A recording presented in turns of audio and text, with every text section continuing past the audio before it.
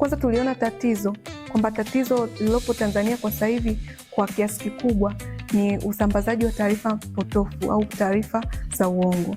Kwa tulivyoona hilo tatizo, tuseme fursa, tuliona kama fursa, tukaja na solution inaitwa Hakiki Scanner, ambapo ni tool ambayo inatumia artificial intelligence ama akili unde ili kudetect na kuzuia usambazaji wa taarifa za uongo ama misinformation.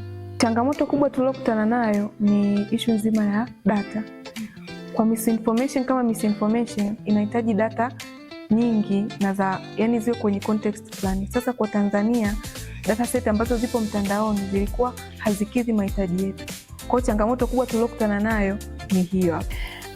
Sasa Blandina, kwa mfano kama saizi kuna vijana wengi wapo, unasemaje kuhusu hali ambayo vijana wengi nawakuta kwamba wanakuwa na ule woga? Yani vijana wengi kuna vijana ambao hawataki kujaribu, wengine ni waoga, lakini wengine tu kuna ile kwamba ngoja nisijaribu, yani sije nikaonekana nimekosea, nikaonekana mjinga kwenye hili jambo, lakini kumbe angeweza kujaribu ili aweze kuona kwamba anaelewa hicho kitu kinaweza kikaleta solution, kikawasaidia naye kupata labda income kwa njia moja au nyingine. Unawaongeleaje vijana kama ubunifu? Kama ubunifu, mtu hahitaji